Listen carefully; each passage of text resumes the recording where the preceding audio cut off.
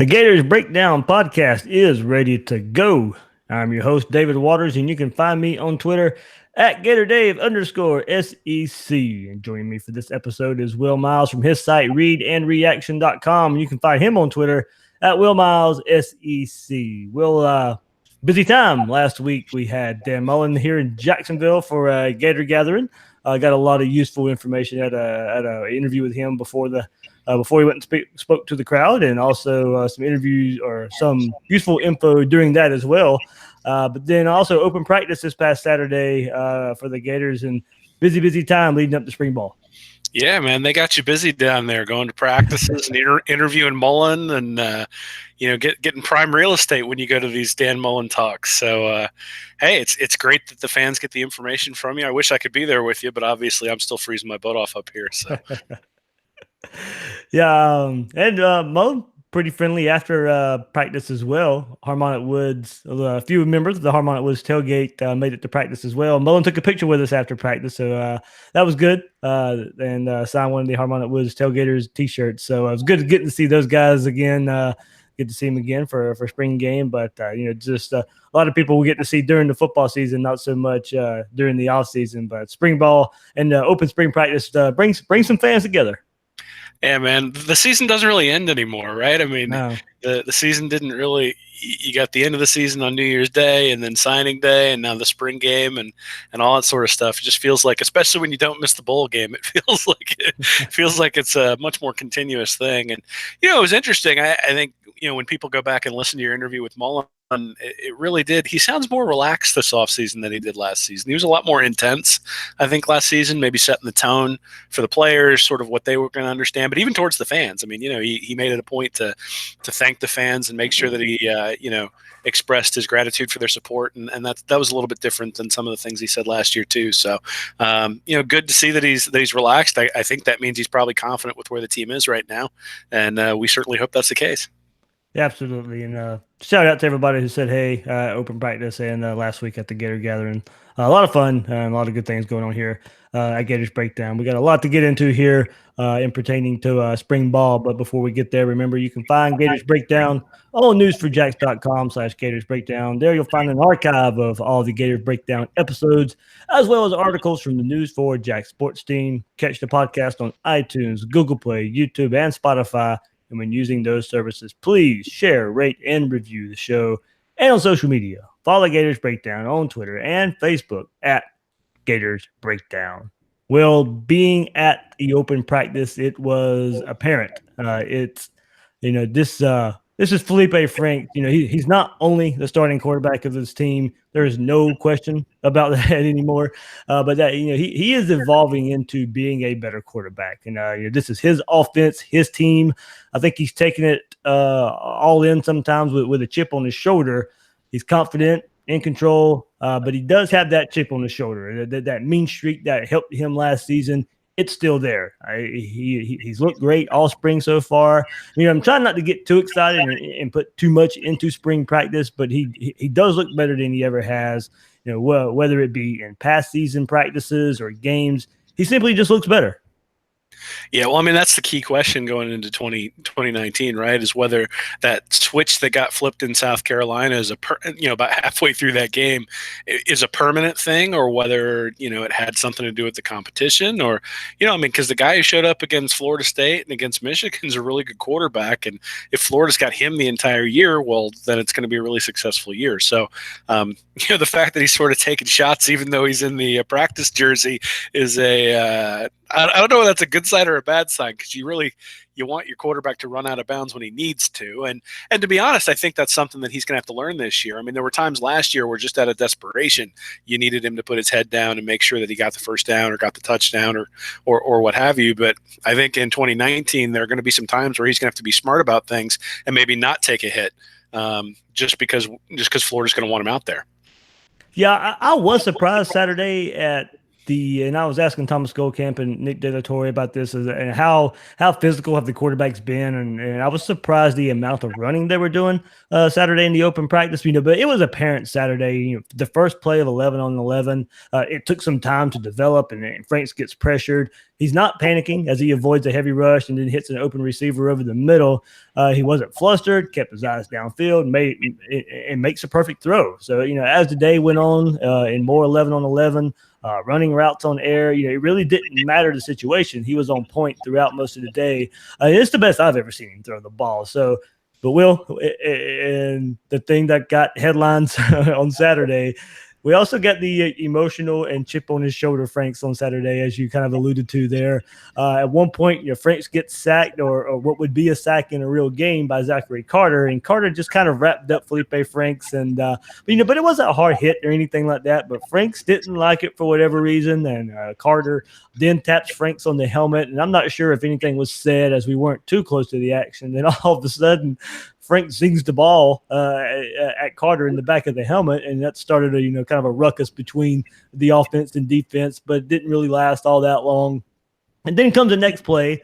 Frank's running left for a pretty good gain, and then lowers his shoulder and runs through Sean Davis. When Frank's, he pretty much knows he can't be hit as a quarterback right now as they're practicing. So, there was some jawing back and forth, and that pretty much leads to the coaches moving on to the next drills before it escalated any more than that. So, Will, I don't think it's a big deal with all that went on Saturday. It sounds much bigger than it really is. And with everything surrounding Franks being a positive right now, I really do think that plays into kind of the way we're looking at it. If we know how fiery he can be, and that helped him towards the end of last season, now if this was the Franks that has been struggling, kind of go Georgia, Missouri game, or the seasons before that, then maybe the narrative is a little bit different with this. But seeing how well he's playing, seeing how well reports are being made, I think as much as we hear about team scuffles and altercations all the time, it's kind of just one of those things that just happen. Yeah, I think these things happen in every team, right? It's just maybe not quite as visible, or at least not reported as heavily as this one was. And the reality is that when a quarterback is cocky, or when a quarterback shows some attitude, he's going to be criticized for it if he plays poorly, and he's going to be lauded for it if he plays well. No one ever said anything about Johnny Manziel when he was at Texas A&M when he was winning games, but all of a sudden when he gets to the NFL and he has some trouble, then it's his personality. And I think last year we saw that a little bit in the South Carolina game where Franks was shushing fans. After that game there was an awful lot of talk about that, and then all of a sudden Florida started winning, and nobody said anything about it because he was winning the games. In fact, then the attitude was a good thing. So I think we can probably read about as much into it as we want. I'm not sure that it really matters. I think, the biggest thing is do his teammates respect him, or do they think he's taking cheap shots? And I think from everything we've heard, they respect him. And so, this is just a good competition during a spring practice. And to be honest, they probably need something to liven it up every once in a while and get the juices flowing. And this is probably just that. Yeah, I think you can see if you follow the players on social media, Twitter, Instagram, Facebook, however it may be, you see them. Well, last week it was a video of Franks walking into a locker room with some kind of cowboy boots on, and guys were making fun of him, so in good-hearted fun. And then you had the video Friday night of Feleipe Franks is there again. He's one of the guys throwing Nick Savage into the cold bathtub for Nick Savage's 30th birthday. And then, that stuff just happens a day later at practice and all that. And, like I said, it didn't really – there was the defense was hitting hard kind of the rest of the practice as practice moved through 7-on-7 and 11-on-11. And when DBs could take a shot at running backs, or linebackers could take a shot at running backs, and DBs could take a shot at receivers, there was some hits there. And I don't necessarily know if that would have been the case if Franks didn't, do what he did earlier in the practice. But yeah, there's not much to be made of it. And I think from everything that we've seen, from a lack of off-field trouble and kind of the things going on with the team and the coaching staff, and it looks like how close they are together. It is much to do about nothing, and really just a talking point at this point. Yeah, and it sets the tone, right? Like you just said, that the practice was more physical because that sort of set the tone. So, if that's Frank's style of leadership, then great. If the team tackles better because they practiced it in the spring, then that's a good thing, right? And again, as long as they respect him, and it seems like they do, like you said, then I don't think it's any issue at all. Now, it becomes an issue if you go out there and lay a couple of eggs in the middle of the year, and all of a sudden people are talking about, attitude issues. But again, if you play well, nobody says anything. If you play poorly, everybody looks to parse those sorts of things. And, when he wasn't playing very well against Georgia and Missouri, everybody sort of looked at the attitude and that there wasn't really that cockiness there.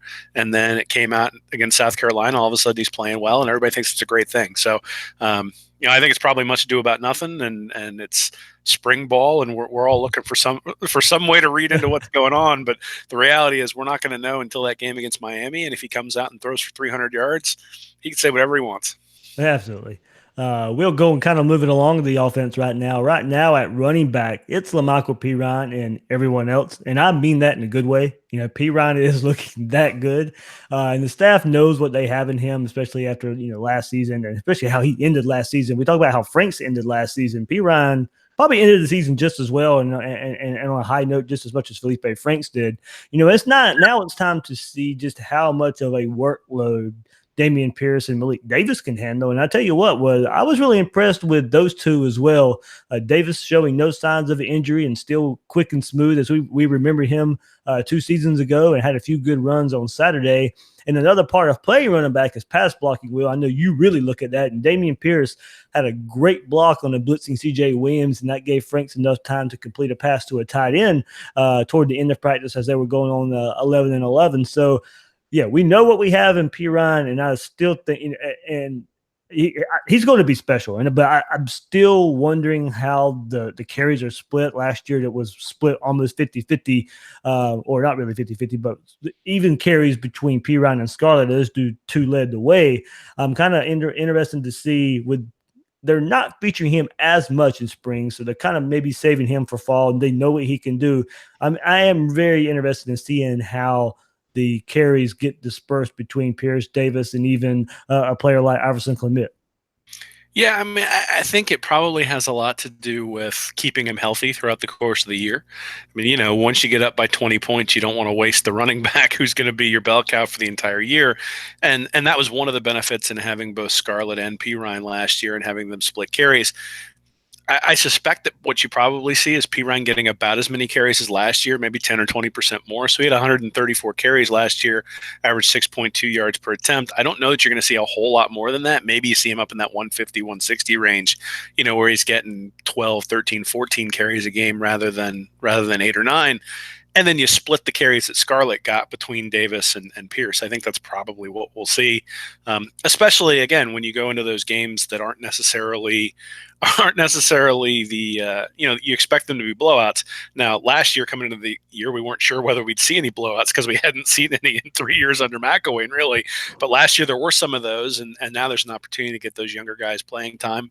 I remember against Tennessee, really sort of the first half of the year, Pierce was sort of the finisher, right? They brought him in to hit that one long run to put the game away, and I think it's sort of the same thing. And I think we also forget that 2 years ago, Malik Davis was a really good back and was really the best guy in the backfield. He clearly had an explosion that Pirine didn't have, at least at the time. Now, Pirine has proven himself to be much more durable and proven himself to be very consistent and proven himself to be quite a threat in the pass game as well, especially against Michigan. He had that long screen pass against Vanderbilt that got him 3 points at the end of the half. Those sorts of things, starting to differentiate himself in other ways. You mentioned pass protection. Florida's offensive line played a lot better last year than they did 2 years ago, but I think they went something like 15 sacks the entire year.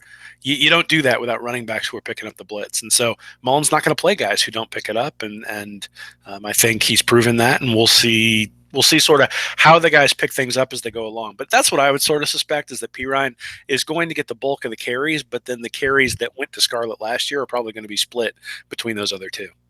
Yeah, I think that's the way I lean too, Will. And that's something else that's going to happen in the very first kind of warm up play where they were still in the indoor facility at this point. They hadn't moved to the outside yet, but the very first play where the offense lines up, Will, Kadarius Toney was in the backfield, and later on in practice, he motions into the backfield and gets a carry as well. So that's going to happen, and also taking carries, and that leads me to, where does this leave a player like Iverson Clement, who I also think can be, a pretty good running back in his own right, but he's not playing above Pirine. He's not going to play above Pierce or Davis. It doesn't look like right now. Kadarius Toney is going to get touches in the backfield as well.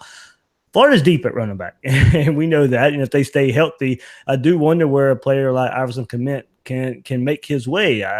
Maybe they can move him to receiver, but they're deep there as well. As far as this year goes, maybe he can get a little more play. He's a running back first and foremost, but if we want some playing time, he may see him at receiver a little bit. And I'm kind of talking more towards next year because of the depth they have there. So I do wonder where a player like Iverson Kmet can go for the 2019 season. Well, I mean, I think a lot of it is going to be determined by what he shows on special teams. I mean, I think that's really where you look first, right? Is, when Chris Rainey came into the program, more than a decade ago at this point, that's where he made his mark. A lot of Urban Meyer's players made their mark on special teams, and quite honestly, I think that's how you're going to earn your playing time on the field. The fact that they're moving Toney into running back, or at least having him come in and set in the running back, means that they feel like they're pretty comfortable at the wide receiver spot.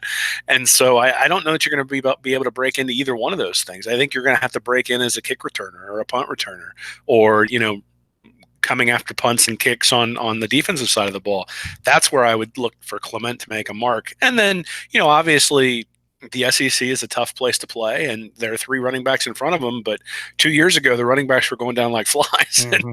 and that's why people, that's why a lot of the guys who got in, and the same thing may happen this year, right? So you never can foresee what's going to happen. He's just a redshirt freshman. He's got an awful lot of time to establish himself. But I would say that special teams is a place where he can differentiate himself. And man, what a nice problem to have Yes. very, very talented guys who can't get on the field. So it's, he may not think it's that great, but I certainly do, to be able to put guys who are high level talent on special teams, to make them earn the reps there, and then to have them come in their sophomore, junior, and senior year to contribute, rather than having to always shoehorn the guy who's maybe more talented but a lot more green onto the field very, very early. So, I suspect that Clement is going to get an opportunity this year to do a few things, whether it's on special teams or whether it's, because of injury. And when he does, he's going to have to take advantage of it. Well, let's move on to the biggest question mark of the team and the offense as well. And it's right now the starting 5 on the offensive line: Stone Forsythe, Brett Hagee, Nick Buchanan, Chris Blythe, John DeLance. That's from left to right there, coming along nice. Yeah, the first, if you want to call them starting 5 right now, that kind of seems to be the starting 5 at this point in spring practice. Pairing that group with the running backs that we just discussed, and the quarterback running as well. And this starting 5 on the offensive line makes for a pretty powerful running attack. They were physical in practice, opening plenty of holes throughout the day. I thought the defensive line got better towards the end of the day, led by T.J. Slayton, Elijah Conliffe, and Mahmoud Diabate there as well late. But this group of offensive linemen is putting it together, maybe ahead of expectations, especially on the ground and in the ground game. Gene DeLance is getting some notice out there at right tackle, and Stone Forsythe is living up to what I thought he'd be so far at left tackle. And there's still some growing pains there, especially in pass blocking at the tackle position and inside as well. The pass blocking, the run blocking is well ahead of the pass blocking. That's pretty apparent right there. There's still showing some growing pains here, and this group is so new. And it leads me to what we may see this year's on what we may see in this year's offense, and maybe being more like I thought it would be last season. There's a deep stable of running backs we just discussed. You have a quarterback that can run the ball. You have an offensive line that looks to be pretty good run blocking. This may be where the run game is even more of a focus this year, and the passing game is more converting third downs and hitting large chunk type of plays. That's not to say that the passing game isn't any good or can't be any good or won't be any good eventually. But even with Franks progressing and the deep core wide receivers that's there, the offensive line may turn to what we saw late last season, where the run games really got going late in the season, and then the entire offense opened up. Yeah, I don't think it's really a surprise that the offensive line is doing better on the ground than they are through the air. I mean, I think a lot of times guys who don't have a whole lot of experience out in the field tend to be better run blocking than they are pass blocking anyway, especially when you're going up against guys like Jabari Zuniga there on the edge, and Grantham trying to confuse people. And, stunts, I know that I read were I think Thomas Goldcamp had written that the stunts were really giving, especially the second team, trouble. But really, those sorts of things, complex defensive concepts that force you to communicate when you don't have a lot of continuity, are gonna show up in the passing game versus in the running game, where you've got your assignment, you get out in space, and you can sort of dominate just physically there. I think if we learned one thing last year, it's that Mullen can adjust to his personnel. So in the game against Mississippi State, where he didn't think his offensive line could really block that defensive line, the ball got out really quick on a bunch of screen passes, right? Especially because Mississippi State was playing off on the outside. And I think you'll see the same thing next year, that if Mullen doesn't think his offensive line can hold up against a particular defensive line, then yeah, he's going to do things like screen passes. He's going to do things like bubble screens, quick slants, like, just the kind of, and even we saw the other day, I think, at least I saw on Twitter that they ran the tight end pitch up the middle. And that, again, is something designed to slow down the defensive line. So I suspect that we will see some things that are scheme-based that help the offensive line in some capacity. I also don't think it's a coincidence that they have a bunch of tight ends on the roster, and I'm really interested to see how they use the tight ends. I mean, I know Kyle Pitts isn't necessarily classified as a tight end, really. I mean, he's playing a lot like a wide receiver, but, Kroll is a big guy. Can he block and really sort of give him an advantage? A lot like New England's had with Gronkowski the last few years, where you got a big guy who can block but can also win the one-on-one battles in the passing game. And if they can get good pass protection from the running back and good pass protection from the tight end, or an ability to chip to help the tackles on the outside, I think they'll be all right. I have a lot of confidence in John Hevesy. I mean, I think one of the things last year was, the offensive line wasn't very good 2 years ago, and last year they got progressively better throughout the year.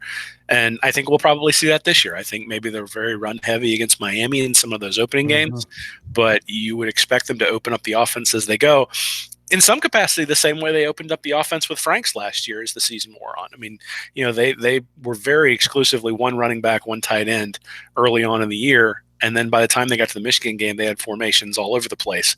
And that's just sort of the guys learning the offense. And I think, again, for the offensive line, these are new guys, not necessarily new to the system this year, but new to being out on the field. And they're going to have to sort of feed them slowly. They're not going to be able to give them the entire offense, all at once. And that's okay.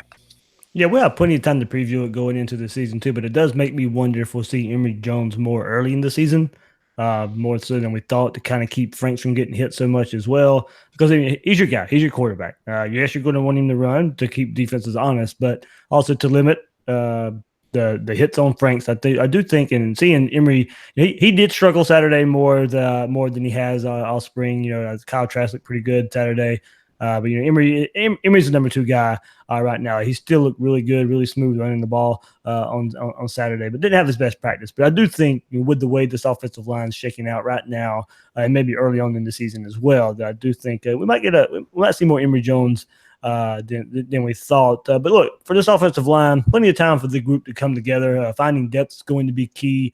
Can Richard Garage start pressing for one of the starting tackle roles? Hagee and Buchanan, the most experienced guys of the group right now, but they're going to need some help at some point in the season. And early enrollee Kingsley Egwuekun done some good things at center. His short time there, and can Noah Banks eventually get back in the fold? Somebody we haven't seen or probably won't see all spring. There needs to be about 8 guys that the staff likes for fall camp, and with all the youth there, it's going to take some time and patience. And as you said, it doesn't need to be perfect right now. No, and there's a lot of guys coming in the fall. So, they're going to be able to pick from not just the guys who are there right now, but some of the true freshmen who are going to be coming in. And, if you're talking about guys who are physically gifted, I mean, the guys who are coming in from this past recruiting class are probably the most physically gifted group of offensive linemen who've come to Florida in quite a long time. And so I would expect some of those guys to get an opportunity, or at least push the guys who've been there in the spring. So, these guys are going to have to pick it up. It's a competition at every position. Mullen's made that clear. And so if those guys come in the fall and they're better, they're going to play. But no, I think the future at offensive line is really bright. But obviously early in the season, that's a place where, Mullen may have to scheme around it. And that's just something that he's going to have to figure out before the opener. I think something we probably have some confidence in too. So on defense, Will, got to see a good bit of Kadarius Toney, Elijah Conliffe, Zachary Carter on Saturday, Mahmoud Diabate as well to a lesser degree. And I really like what I saw from him, but he did get a rude awakening one time when he was pancaked or kind of stonewalled by TJ Moore late in 11-on-11 drills. Kind of welcome, hey freshman, welcome to the SEC. Toward the end of practice, Slayton was in the backfield swatting down a pass, which he did multiple times that day, getting a sack. I really think Florida can be confident in what they have on the defensive front right now. Grenard has come in and is such a good fit for what Todd Grantham really wants to do. Brings a lot of experience in this defense, and I think he'll fill in nice for Ja'Kai Polite, much like I predicted in the spring. Will Zuniga's not really getting many reps, kind of like Michael P. Ryan. They know what they have in him, not getting many reps because the coaches know, hey, look, he can do this. Let's get these guys that have some less experience in here, see what they can do. But when he's been getting in the backfield. So that pairing of him and Grenard will be a force. With Bernie at linebacker, this defense is so fast. I was impressed with the speed overall on defense on Saturday. And hey, what little I saw of Cedric Brunson and Josiah Pierre, so two young linebackers there, kind of showing up. Brunson was very physical, laying the wood in practice, and then Pierre showed some good speed and burst off the line. Tie this all together with a secondary that can cover, and I mean cover, Will. Look, we know how good CJ Henderson is and how fast he is, but I focused on him for probably 2 or 3 plays in a row, and it's just ridiculous watching him. He is glue. And even if a wide receiver got to catch a pass, most were short catches, and Henderson was right there to make a would-be tackle. Brian Edwards was everywhere Saturday, picking off Emory Jones in back-to-back passes. One was a deflection off of a wide receiver. So with Grantham coming back, Will, I'm drinking the Kool-Aid, man. This defense is going to be even better than last season. Well, I mean, I certainly hope so. I think, the first guy you really mentioned is going to be one of the big keys. TJ Slayton is going to have to take up a couple of guys up front, and he doesn't necessarily have to get a ton of penetration, though you would obviously like him to do that. But really, my biggest concern when it comes to the defense, like, they're a lot faster than they were last year, and certainly faster than they were 2 years ago. The concern is what happens when they come up against a team that can really run the ball. And, if an offensive lineman gets on Amari Burney isn't big enough right now to be able to stand up against that. And so having defensive tackles and defensive linemen who can occupy multiple offensive linemen, not let them get to the second level, allows somebody like Burney to run sideline to sideline, and all of a sudden you've got a really dynamic defense. So, the defense, obviously, I don't think any of us are really worried about the defensive backs, especially if Marco Wilson comes back healthy. Certainly nice to hear that some of the safeties are stepping up and really shutting things down as well. But I think, when you really look at how the defense excels this year, it's going to be based on how do those guys up front. So you talk about Conliff and Dunlap and Schuler and maybe even Langham being able to set the edge. I mean, that to me is going to be the place where, if they can allow those linebackers to roam free, we already know what David Reese can do when he doesn't get an offensive lineman on him. And I think Bernie's going to be just really dynamic if they can keep him clean. And so that'll be sort of the key for the season. Yeah, I think the speed is, unreal on what they have there. We kind of spoke to that, and just how much we've seen players just line up, not really at one spot or another. They move them around, and the versatility, I think, really lends itself to having a lot of speed on this defense. Will, kind of a spring headline here, and kind of weird to have a transfer in the middle of spring practice. Guys kind of wait till after, but Antonneous Clayton is going to transfer from Florida, Will, and of course it was. We've heard rumors for years, not years, well, for months now, that Clayton, may not be getting it done at Florida. A lot of people kind of expected it maybe toward the end of last year. He came back this spring, and I kind of just think maybe just because of maybe wanting to kind of see where he fit through spring ball, and maybe the first 2 weeks wasn't going his way. And he's going to decide to transfer from Florida. In the letter he pinned on Twitter, he said, "First off, I want to thank God for the opportunities that were given to me ever since this thing started to kick off for the past 3 years. I've given the University of Florida everything I've gotten on and off the field, and I'm forever grateful for Coach Mack, Coach Rumpf, and Coach Collins for recruiting me and allowing me to come attend a wonderful university and meet my amazing teammates and amazing professors here at the university. After talking it over with my family, I've decided to transfer and see what my future holds in store for me and my son and my family. Please understand this decision is harder than it sounds, but please understand I will be forever grateful for Gator Nation for their support, and I wish you all the best. AC out." So So on Saturday, Will, I had a fan send a conversation to me, back channels on Twitter, DM, and he had a conversation where Clayton just came out and informed him of his plans to transfer. This was right after open practice on Saturday. Kind of thought the timing was odd, and also odd to let it be known out in public like that. But we just figured if it was going to happen, that it would be after spring ball. And now just discussing the defense that we just discussed, one thing I can say is I barely saw Clayton on the field Saturday. So maybe he was just waiting to see how he would fit in this spring, like I said, and if he could crack the rotation. But, it doesn't look like he's too much in the plans right now. I did notice in his letter he left on Twitter there that he didn't mention the current staff at all. So maybe there's something to that. But, Will, the 27th ranked player in the 2016 class will transfer from the University of Florida. Yeah, I mean, it's a pretty big whiff as far as recruiting is concerned. But, best of luck to him. I think, he's been nothing but high class when he's been at the university from everything that I've heard. And, he's worked as hard as he could, I'm sure, and certainly still values the time that he had at Florida. And once you're a Gator, you're always a Gator. So best of luck to him.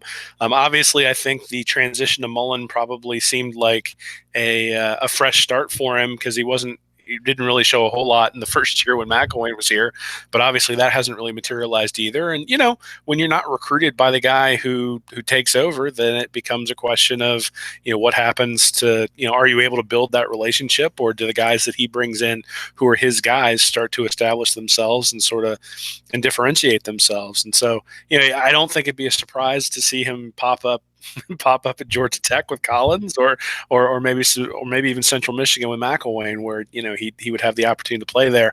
And as far as the timing is concerned, I mean, he might have wanted to see where he stood in the spring. I don't know what his status is in terms of graduating. So if he graduates after the spring semester, if he can pick up an extra class over the summer or something because he's not out there on the field, then maybe he can graduate and be a transfer who plays immediately. I just don't know the details of that. So, I think at the end of the day, again, it's one of those things where we said it with Clement. It's a good problem to have guys who are really talented who can't make their way onto the field. You certainly want somebody like Clayton to be out there and be a contributor, but if he's not going to do that, then it's one of those things where you're just like, okay, you wish him well and say good luck. Yeah, absolutely. It was going to be tough to get playing time over Grenard, the younger Reese, Chatfield, Diabate, Pierre, and all that with Jeremiah Moon, who's missing spring and will be coming back in the fall. So, as you said, plenty of players there, plenty of depth, plenty of talent there for Florida. Maybe a fresh start is just what Clayton needs. Just been a lot of rumors about maybe him not being happy with playing time and all that. So maybe you can go out there and get some playing time and kind of. And go make a name for himself, somewhere that happens all the time with transfers. And I hope he, as you said, goes off and do well and does well. As you said, there's no telling. I think going maybe to Georgia Tech with Collins, who's recruiting pretty well for Georgia Tech right now. If that would be a fit there, or maybe somewhere in a lower level school if he wants to go play right away. But as you said, don't really know the details behind that. But we'll be sure to keep an eye on where Antonneous Clayton ends up next. So Will, threw out the tweet. Wanted to ask some of our listeners out there, what are your thoughts on spring practice so far? Positive, negative, likes or dislikes? And here we go from Kevin Rowell. Let's see. Love to see that high-level competition amongst different position groups again. Excited about growth and development of the quarterback room. Spring ball so far has reiterated that this team's success will depend on how well the offensive line develops as we move forward. Well, we did hit on a lot of that there, but kind of just going to what we talked about with Clement and Clayton right there. Listener here, Kevin, good friend of mine, does also mention and see that, hey, look, high level competition is out there, and we see it all over. Franks is getting a little bit of push, from quarterback depth. Running backs there, offensive line's got to figure out. Wide receiver, they're so deep. You kind of know what you have there. We'll see what some young guys can maybe do to crack the rotation there. But and then there's competition everywhere: safety, linebacker, defensive end, kind of behind Jabari Zuniga. There is a lot of good competition right now. Yeah, I mean that's what Mullen's been saying ever since he got here. I think the things you're sort of looking for are those guys who are going to separate themselves as the guys who are really the difference makers. I think we've seen that a little bit with Grimes. Hopefully we'll see some of that with Toney in the backfield. But Florida's only a couple of guys away from being really, really dynamic on both sides of the ball, and it's nice to see that, and also nice to see that if there's an injury, it feels like there are guys who can step in. Absolutely here. And Harold Jackson, good friend here from here in Jacksonville. Harold says, I like how they're giving more reps to the other backs because they know what they have in Pirine. Smart. Keep his load down for the season and for the NFL. Because, we kind of hit that on for sure. Kind of a couple thoughts here. One from College Football 24/7, and I'll combine that because he says Jacob Copeland for sure. And that kind of goes along with Michael Jeffrey here. He's happy about some newish names that we are hearing: Malik, Steele, Bernie, Deland, Pitts. Hope to hear more about Zachary Carter, Garage, Antonneous Clayton, Emery, Pierce, and Copeland. So I'll kind of go through there for the names that I hope to hear more about. Zachary Carter had a really good practice on Saturday, really disruptive, had his hands up in the air, knocked down some passes. It was also involved in hitting Franks and getting a ball thrown out his helmet. So that's the storyline there.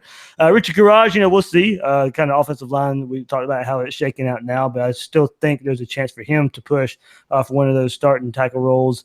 Antonneous Clayton, of course, we hit on. He's going to transfer. Emory Jones, as I said, has looked good all spring long.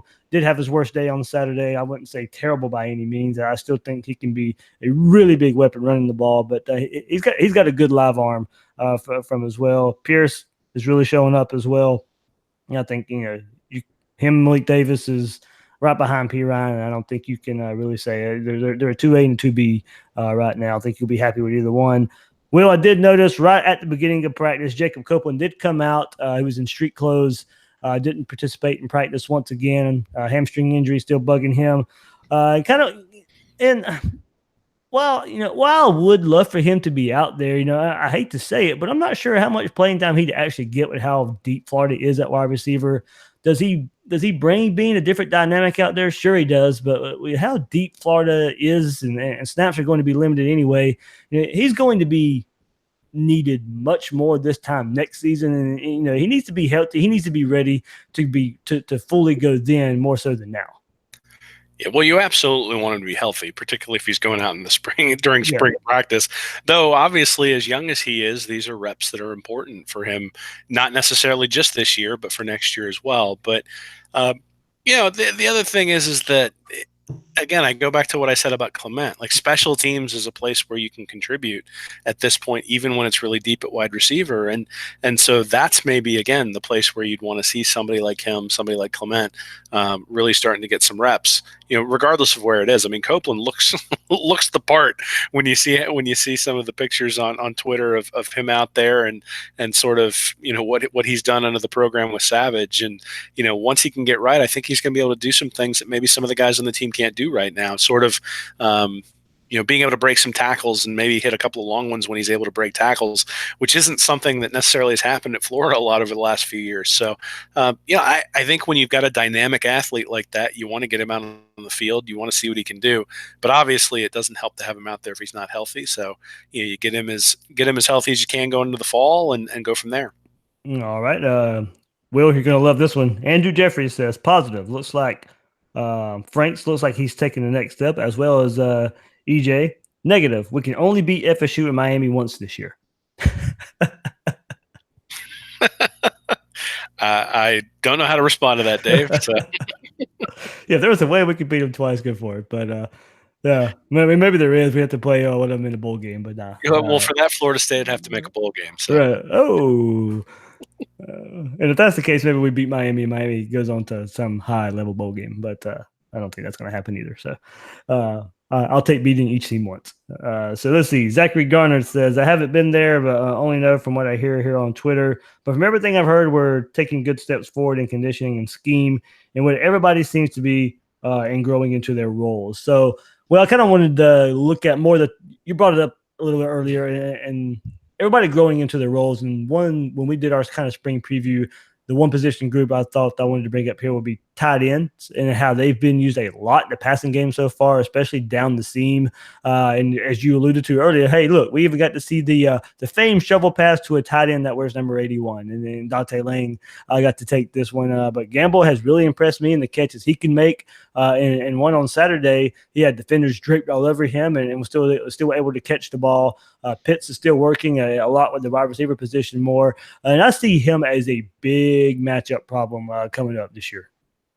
Yeah, well, I mean, it's going to come down to their blocking, right? If the defense has to respect their blocking, then they have to send out base personnel when you've got the tight end out there. If they don't have to respect the blocking from the tight end, then they can put a defensive back on them. And so that, I think, is it's great to see these guys going down the seam and making fantastic catches and being athletic and all those sorts of things. But, if Mullen's ability to scheme is really based, and we see this on the defensive side of the ball with all the guys who are so versatile. I mean, Bernie's ability to come down to linebacker gives them the ability to do all sorts of stuff because the guy's a safety, and so he can play a one-on-one coverage with tight ends and have no problem. And so that sort of versatility on offense, it's going to be very interesting to see whether they have a pass catching tight end and then a blocking tight end, or whether they can find a guy who can do both of those well enough that they can really exploit those matchups. But they certainly have a lot of talent at that position, and it's going to be interesting to see how Mullen uses it going forward. All right, a couple more tweets here. Justin Wood says, I like how confident the quarterbacks look and how they have a grasp of the offense. I think that the cornerbacks are way deeper than I anticipated. I'm not really sure what to think of the offensive line. They have their moments. They look great. Other times they get manhandled, and that's what we're going to get from a young offensive line right now. They're going to be some inconsistencies. They're going to run block well. Pass blocking still needs to be worked on, as we mentioned earlier, but there's going to be some inconsistency and some up and downs right now. So, yeah, I think and then Micah Bowden says offensive line has the most to prove. Can they compete with SEC defensive line? So, yeah, Will's just going to take some time. And as you said, and I think we said it back in our preview as well, I think we'll hear some good things. We'll hear some bad things about this offensive line. And it's just, to me, going to be a big guessing game until they line up against Miami. Yeah, well, you can never really trust what you hear out of the spring practice anyway. I mean, you see the open practice and you can get a little bit of a feel, and you can certainly see the guys who are out there excelling. But, is Carter getting to the quarterback because the tackle isn't doing a very good job, or is the tackle playing really, really well and Carter's just excelling? You can't really tell that just because you don't know, right? Now, the good news is that they don't have to block an SEC offensive line week one. They just have to block an ACC defensive line week one. And so, it's not playing Wofford or something like that, but it's not, I would say, not an SEC quality defensive line, or at least not LSU or Georgia or Alabama. So they're going to come out, and it's going to be good competition to start with, but I don't know that it's necessarily going to be elite, and we'll get to see how they progress from there. Speaking of Miami, Tate Martell gets eligible, and if he can win the quarterback battle at Miami, the Gators will be his first opponent, and he's in a battle with N'Kosi Perry and Jaron Williams. Those three have been getting pretty much equal reps with the first-team offense so far for Miami, so there's no clear-cut starter early in spring ball, and not sure if there will be a winner in the spring. And look, I see it as, and if I'm Miami, hey, look, they hold an advantage of not being able or not needing to name a starter. And if I was them, I'd keep the Gators guessing as long as possible. And I don't think it really matters, as I'm not high on the quarterbacks from Miami, but Martell is that kind of dynamic. You kind of think Johnny Manziel type there, kind of running around, trying to make plays happen. I'm not sure how that fits into a Dan Enos offense. We don't really know much about Jaron Williams either. He's got a big arm. And Perry was a train wreck last season for the Canes, so if he wins the job, then I'd be worried if I was a Canes fan. But, we had our very own quarterback turnaround here last season, so he could get turned around for him as well. He turns the ball over way too much from what we saw last season. Can that get fixed? But with Martell getting his waiver cleared, it certainly puts an even bigger spotlight on this game that was, already getting it with a big rivalry game and the date being changed and being the kickoff game for the 2019 season. Yeah, well, absolutely. I mean, once Martell got cleared, it was, the thing I tweeted out was, hey, there's no excuses now. right? Yep. I mean, you can't say, well, we would have won if we'd have had Martell. It's like, now you've got the opportunity. And whether he's starting or whether he's the backup or whether he's the third string, you had him there, you got the transfer, and there's no excuses. Now, I will say, when you look at Martell's pedigree, I mean, so he's a 4-star, 56th rated overall nationally, so really a pretty good player. You know how I love completion percentage as a way of trying to translate from high school to college. His senior year, he had 63.3% completion percentage and averaged 11 yards per throw. It's not really going downfield all that much, so I don't think you should necessarily expect him to come out bombing. Now, he did run for almost 1,300 yards, though, his senior season as well, averaged 8.6 yards per rush. So, you mentioned Manziel. Obviously, Martell's pretty short, and so maybe that's a pretty apt comparison. And gap integrity becomes important then, right? And so, we've talked a lot about Emory Jones potentially spelling Feleipe Franks and doing some things out of the read option. I think that's something you might also see with Martell, even if he doesn't win the job, that he's enough of a threat to throw the ball that you might see some stuff where they bring him as a wrinkle and have him in, for a couple of series where you're letting him use his legs as much as his arm. But, he didn't play poorly when he played last year for Ohio State. I think, I don't imagine Joe Burrow probably transfers from Ohio State unless he thought he was going to get beat out by Martell the next year as well. So, I think he's a really good player. We'll see whether he fits into what Miami's going to do. And he hasn't had a whole lot of time to actually play out on the field. And if we had a first-year starter at Florida, we'd be concerned too. And I'm sure Miami fans feel the same way. Absolutely, but yeah, it definitely just ratcheted up Miami fans their side of things for this game. They're definitely happy that he got eligible, that he's eligible to play now. But yeah, it's only going to make the trash talk that much better, Will, for the next few months here, and as we count down the days to the sole kickoff of the 2019 season. I don't know. Is there any way we can appeal for this to be a game they schedule every year too? Because, I'm already having fun with this being the first game of the year and all the back and forth between the fans on Twitter and all that sort of stuff. I mean, it's just fun, right? I mean, last year was great, but Charleston Southern isn't exactly getting my juices flowing game one. Yeah. Home and home with Miami, to sort of alternate the same way they do with Florida State would be something that I think most fans in the state of Florida would be in favor of. Now, whether or not you could get Miami to agree to that and whether you could get Florida to agree to that, I'm not sure, but it certainly beats a 2-for-1 with UCF. Zing. Oh, UCF. They almost beat Duke. Almost. They're going to the Sweet 16 anyway. They won the Stanley Cup last year, didn't you hear? Oh, all right. There we go. One more thing before we go here on this episode, Will, and Gators Breakdown will hit 1 million overall listens on this episode when it gets out there this week. And I can honestly say I never, ever thought it would come this far. I know I have thanked you out there every episode for listening, but this milestone is something I never really even thought about. When this thing started, hey, look, I was happy to get 150 listens an episode. Now every episode's about 6,000 listens throughout Gator Nation, and I can't thank you enough for trusting, enjoying, sharing what Gators Breakdown has become. I never knew it would lead to what it has. Former Gator players that come on, and being able to trust us and come on and talk Gators football.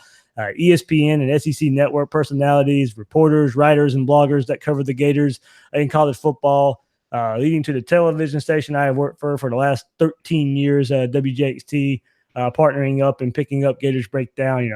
I'm honored to be a voice for Gator Nation and that you get joy out of this podcast. You have pushed me to do something I didn't think could be done, and have enjoyed every bit of it. So lastly, I have to thank Will, who become such a great friend and a co-host and brings so much insight, along with Bill Sykes, who really pushed the envelope of this podcast with his content, and also Joey Vizzi, who jumped in early after his first few episodes and helped Gators Breakdown get off the ground. Some of you have been around since those early episodes, and we've grown together. And some of you have joined in between and recently. So I've met so many of you out there and pride myself on this being a fans podcast. I hope you see it that way.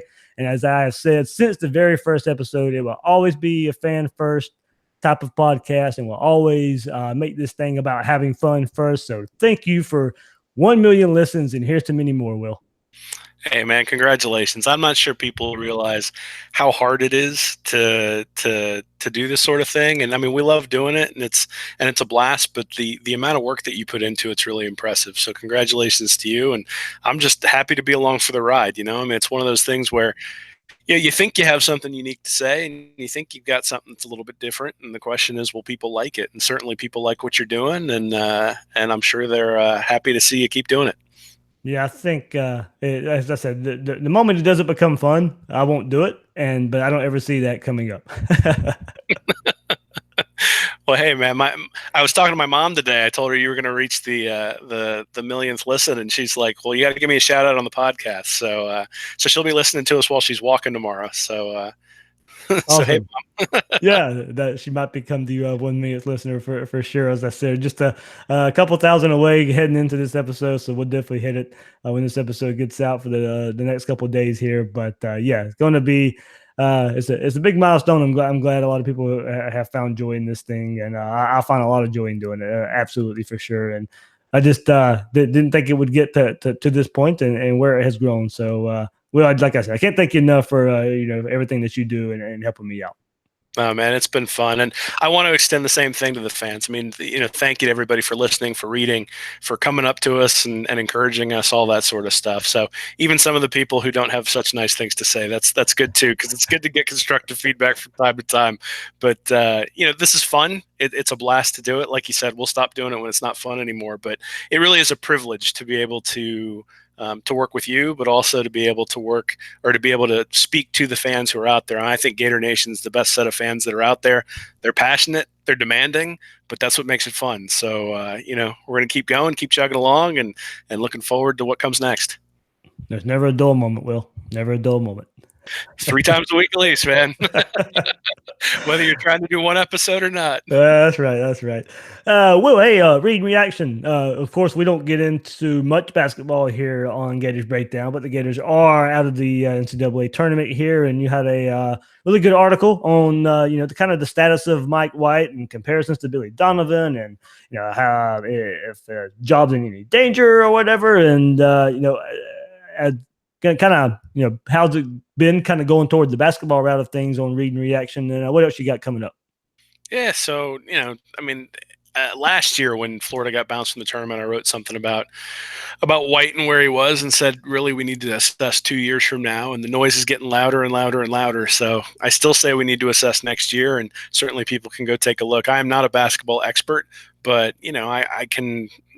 There are some things I think from benchmarks that you want to look at between coaches, and I think he's a lot closer to Billy Donovan than he is to Lon Kruger. The question is Billy Donovan light good enough for some of the fans? And maybe it is, maybe it isn't. But so coming up next, I'm going to be working on something with Franks, looking at what his ceiling will be for the 2019 season.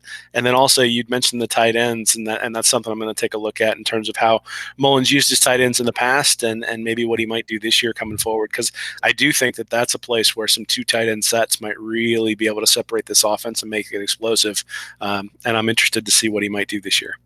Yeah, I kind of set the Twitter world on fire too, and talking about about Mike White, and I quote, "Next year looms large," and I've been told that, I believe that, and it doesn't say with a bad season he'll be fired. It looms large, and as I think it's going to be the season that kind of I think determines whether it's kind of a downward trend for Mike White, or if it's the season we go back and look at and say, all right, there's a season that kind of launched what we know Mike White to be way down his tenure at Florida. So I think next year is so important, and I think in the trajectory of the program. I can't say for sure whether if there's no he's got a very good recruiting class coming in next year, and that's what a lot of people are banking on to kind of go along with that freshman nucleus of this season that we're in.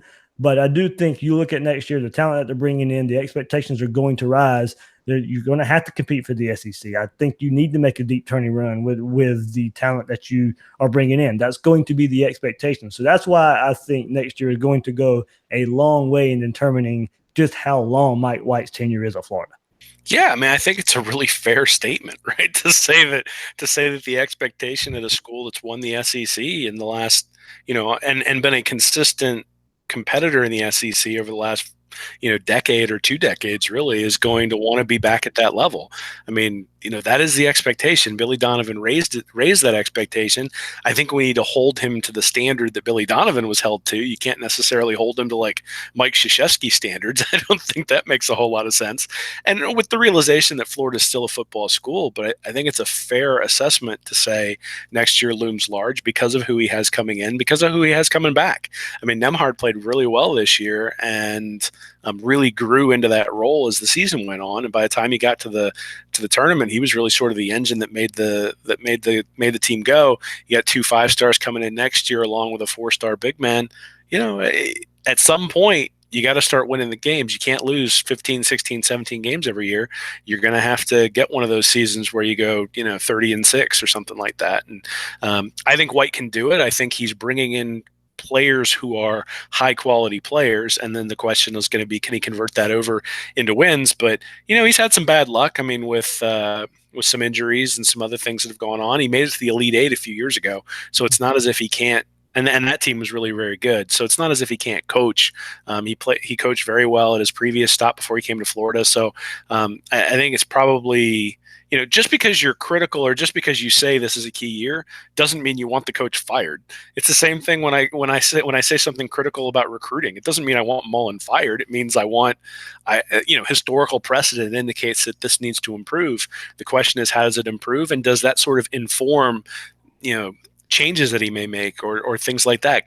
Can you interpret what's going on based on what you're seeing in the numbers? And so I think that's sort of the same thing. Hey, Florida's got a huge recruiting class coming in for the basketball team, and it's going to be important to see how they progress. And it's not as if Duke has a bunch of seniors. I mean, they've got freshmen in there who are helping them win games, and that's the expectation in college basketball these days. And it's going to have to be the expectation next year for Florida. Yeah, but absolutely will. But going back and looking at, like, in February, if you would have told me this team makes the tournament and gets a win in the tournament, I probably would have taken it with the way that team was playing in February. So I'd say all in all, I thought Mike White did a pretty good job in kind of making up for where this team was at one point in the season, overcoming injuries, getting the freshmen to come along well. As I said, look, I know we don't talk a lot of basketball here, and I don't tweet about it a lot either, but I do watch it a lot and do follow the team as well. So as I said, from where they were at one point in the season, from when the season started and getting demolished by Florida State, as I said, when the SEC play started, didn't start off too well either, and like I said, February, I didn't think this team was a tourney team, didn't think they'd make the tournament, and then kind of went on a run, a couple of wins in the SEC tournament, played one of the nation's best teams in LSU tough every time they played them, beat them 2 out of 3 times. So there was some good and some bad, but definitely a lot to build on for next season. Very much so. I mean, there was a lot of growth in that win over LSU. There was a lot of growth they showed in that win over Nevada. And quite honestly, I think there was quite a bit of growth that was shown in the loss to Michigan. Yeah. I mean, that game was close until you got deep into the second half. So, did you think Florida was going to win that game? I don't think you did going in, but I think you can see the team growing, probably not as quickly as some fans would like, but, that's the reality. And Mike White knows that better than anybody, right? He's paid very, very well to be the successor to Billy Donovan, and he understood what that meant when he signed on to do that. And so I don't feel sorry for him, but at the same time, I do think that we need to be fair in terms of how we assess what he's doing. And some of the comments that I've seen about the job he's doing and his ability to coach and those sorts of things, I don't know that are necessarily based in the expectations of what Florida should be as a program. So that's what I tried to write about. And, I've had plenty of people disagree with me. Well, Will, that's going to be about the extended basketball talk for another year, I guess. Every year we'll talk about him in the charity, man. Yeah. So really good podcast out there, Florida Basketball Hour. You can get a lot more basketball talk there. Those guys do a great job out there. So yeah, we won't talk about it too much. It's pretty much a football-centric podcast, but a lot of we'll talk about the hot topics in Gator Nation, and Mike White is certainly a big topic out there. So, Will, thank you again for joining me on this episode, man. Yeah, man. Thanks for having me. I always look forward to it. It's fun to talk with you and talk with everybody out there, and I look forward to the criticisms that come my way. So, no, it's a good time. It's a good time, and I enjoy everybody who reaches out and lets me know what I've gotten right and what I've gotten wrong. All righty, that's Will Miles. You can find him on Twitter at Will Miles SEC and his site readandreaction.com. I'm the host of Gators Breakdown, David Waters. You can find me on Twitter at GatorDave_SCC. Guys and girls out there, thanks for listening to this episode of Gators Breakdown.